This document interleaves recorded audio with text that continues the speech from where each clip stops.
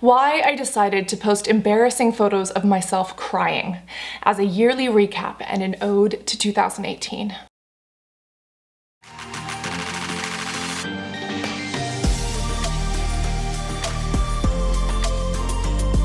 If you scroll through Instagram or social media around the new year, you are inundated with photos, videos, and posts of people's yearly recaps and highlights. But life isn't always perfect. We see everyone else's highlights and perfect selfies, and we start to wonder where we went wrong. When am I going to be pretty enough, smart enough, rich enough, popular enough, successful enough? But what we're forgetting is that we're living our lives and seeing the unedited cut, and we're comparing that to other people's highlight reels. Statistics have been showing that we are more depressed, isolated, and lonely than ever before. Our Instagram followings and our homes are bigger, but our friend circles keep getting smaller.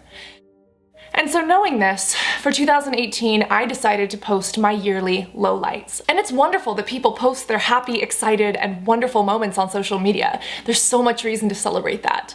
But I felt that I needed a little bit of balance in my life. And for me, most of the growth in 2018 happened from those lowlights. And because life isn't always perfect, that's what I wanted to remind my Instagram feed and myself of. One of the hardest moments for me in 2018 was on October 9th. I lost my cat of 19 years named Cinders. She was one of my best friends, a source of unconditional love, and the reason that I couldn't wear black anywhere professionally without her cat hair on it for 19 years. She was what you would consider unconditional. I got her when I was around 7. And I would cry to her about my acne when it was getting me down. I would tell her about the issues that I was going through with my parents, with my dating life, with school. She always listened to me, and when I would cry, she would lick the tears off my face. She died of old age, and as painful as that was for me, it reminded me to spend time with those you love. Cherish those moments and everything that they give you. And that even when somebody is gone, they're never truly gone if they live on through your memories and your actions. In the past, hate comments used to really get to me, and I'm glad to say that over the last couple years, I finally grew some thick skin. But 2018, they started to bother me again, but this time it was different. In the past, I would get offended if somebody negatively commented on or attacked my image, my identity, my modeling career, my acne-prone skin. But in 2018, I could just brush those aside. I don't care what other people think of my appearance or my identity because I found a little bit of self-confidence in myself, which does feel pretty good. But this year, there were some hate comments that attacked other people that really got to me. These were the comments that attacked other people's religions, other people's cultures, other people's skin tones and colors, and things that people cannot change and should not be looked down upon. Especially as I opened up a little bit more in 2018 about my friends, my family, the cultures, and the things that I like to explore and that I consider a part of my heart and my life. It was really difficult to put some of that out there and to feel some of that backlash targeted at the people and the communities that I love and respect the most. Kind of angers me in a way, but at the same time, it gives me hope. It gives me hope that we can educate others. It brings me hope that we can come together and actually create change. The YouTube shooting hit way too close to home, both geographically and emotionally. And as tragic and as horrific as that was, it reminded me that community is stronger than any hate. And that when we come together to console each other, we can heal. Not only those who are hurt, but those who are hurting and doing the damage. I'm probably gonna go out on a limb by saying this, and a lot of people probably won't agree, but as of right now, it's what I believe. And I believe that the people who are killing others, killing themselves, acting out in anger, are people who need help. And it's because they are frustrated or hurt or angry. And as hard as it is to say, I think we need to have compassion, at least from the standpoint of being willing to listen and help them so that they don't hurt themselves or others. And in 2018, that was a very strange lesson that moment taught me. In 2018, I was deeply betrayed twice by 2 different people I thought that I could trust. Business and personal, which, that sucks. And in my head, the initial gut reaction is, Cassandra, how are you so stupid? Why haven't you learned your lesson by now? But that's not the mentality or the weight that I want to walk around with. If I reframe it, I could see it as, wow, I was hurt really, really badly. I was betrayed and backstabbed and stolen from and had some shitty moments. But you know what? I'm proud that I still have the ability to care about these people and their well-being. I'm proud that I still have the ability to love so deeply. I hope that I never become one of those people who's bitter at others, but that I can forgive. Not because they deserve my forgiveness, but because I deserve to walk around without having them in my mind and weighing down on my shoulders all the time. Because I deserve to move on. Not speaking up was a big lesson of 2018. There were many times, mainly at events or conferences professionally, where I would leave and break down in tears in my car. Mainly due to a lack of communication on my part, because I didn't open my mouth. I walked into that meeting or that event with expectations that were not met, but I did not stand my ground, I did not assert my place, and I did not make sure that those things happened just by asking.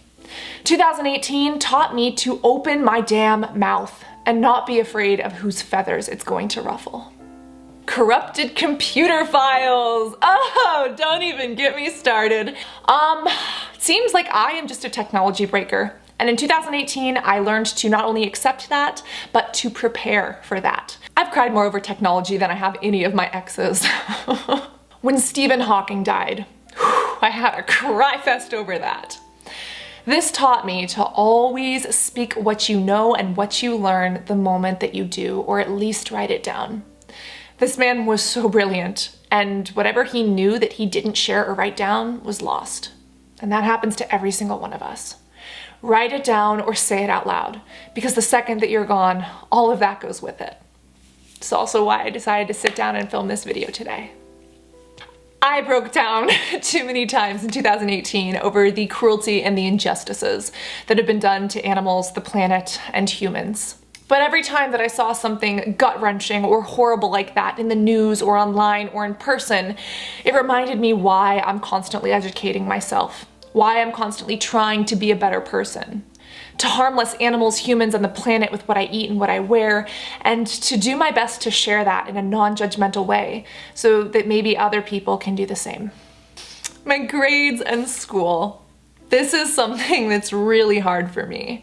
And in 2018, I was really tested. When I was younger, I thought that being pretty was the meaning of life. I was a model trying to cover up my acne. I thought that the only thing that I gave to the world was what I looked like. That stemmed self-harm, depression, suicide issues, but also a huge bout with materialism. And I am so glad that I got over that and I started respecting and loving myself for new things. But I did put a lot of pressure on intellect because I love learning. But unfortunately, it became a little bit too closely tied to my identity. And the second that my grades started slipping, or the second that I didn't make the marks that I expected myself to, I started beating myself up in my head just the way I had done for my acne. 2018 taught me not to compare myself to other people, but only compare myself to my past efforts.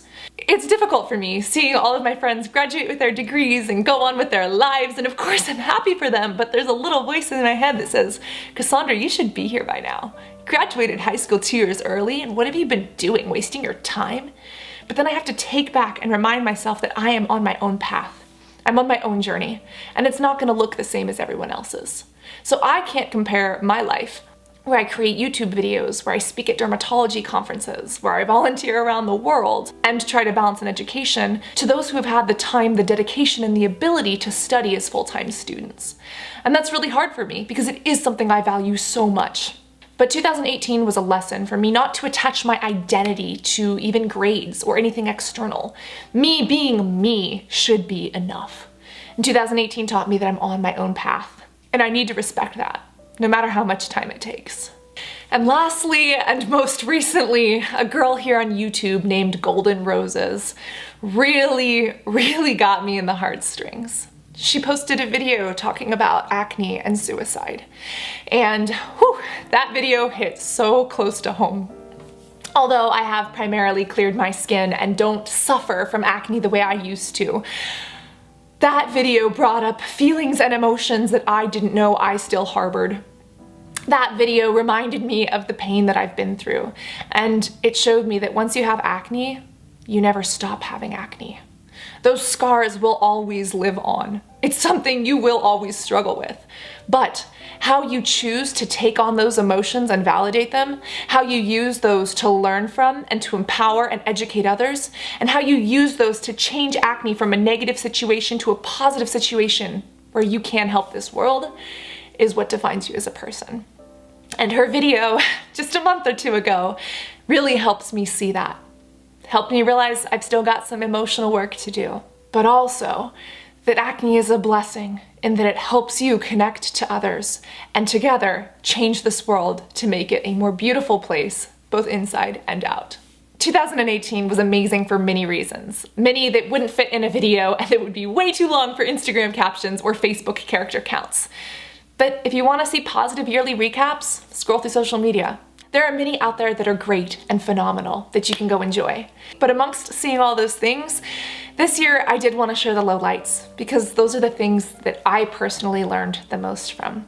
So yeah, these embarrassing photos are on the internet. Maybe I'll delete them. Maybe I'll keep them up. I don't know. Screenshot them while you can. But at the end of this, I was also really overwhelmed in a positive way by all of the comments and support beneath those posts. And what that taught me was kind of sad. It was beautiful and positive, but it also meant that other people felt the same way. That perfect isn't reality. And even though it's fun to look at and to double tap, we just need to make ourselves aware of that sometimes. So here's to the lowlights of 2018. Here's to growing, falling down and scraping our knees and to getting back up. Here's to learning along the way. And here's to even more crying and more smiling in the new year. So Happy New Year! Have a tissue if you need it. And remember that life is not always going to be perfect. But it is those low moments of pain, distrust, and hurt that are going to shape you into a better person. So remember to always be beautiful, both inside and out. Don't be afraid to share the negative moments because they could make a positive impact in someone else's life. I love you guys, and I cannot wait to see you in the next video. Love you guys. Bye.